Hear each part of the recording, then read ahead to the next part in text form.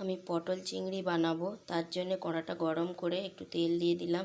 দিয়ে চিংড়ি মাছগুলো ভেজে নিলাম, নিয়ে তুলে নিলাম। এবার ওই কড়ায় আরেকটু তেল দিয়ে পটলগুলো দিয়ে দিলাম, দিয়ে ভালোভাবে নাড়িয়ে চাড়িয়ে ভালো করে ভেজে নেব। ভাজা হয়ে গেছে, তুলে নিলাম। এবার ওই তেলে আরেকটু তেল দিয়ে পেঁয়াজ দিয়ে দিলাম। পেঁয়াজটাকে ভালোভাবে নাড়িয়ে চাড়িয়ে আমি লাল লাল করে ভেজে নিয়ে রসুন বাটা দিয়ে দিলাম, আদা বাটা দিয়ে দিলাম।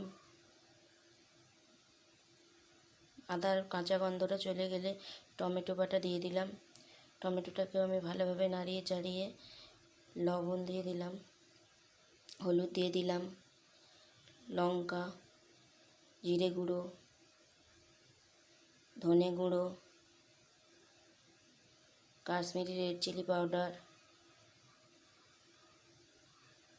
এবং সবশেষে গরম মশলা গুঁড়ো দিয়ে সামান্য জল দিয়ে গুঁড়ো মশলাগুলোকে ভালোভাবে কষিয়ে নেব যতক্ষণ না এখান থেকে মশলাটা থেকে তেল ছাড়ে। দেখুন বন্ধুরা, তেল ছাড়তে শুরু করেছে।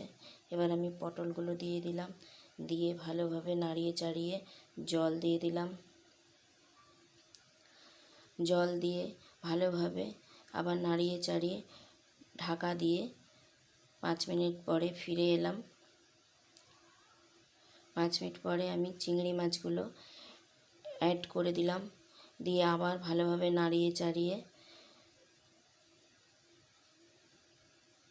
ঢাকা দিয়ে দিলাম। ঢাকা দিয়ে আবার ফিরে এলাম 10 মিনিট পর। দেখুন আমাদের গ্রেভিটা প্রায় শুকনো হয়ে গেছে। এবার আমি নামিয়ে নিলাম। দেখুন কত সুন্দর দেখতে হয়েছে পটল চিংড়িটা।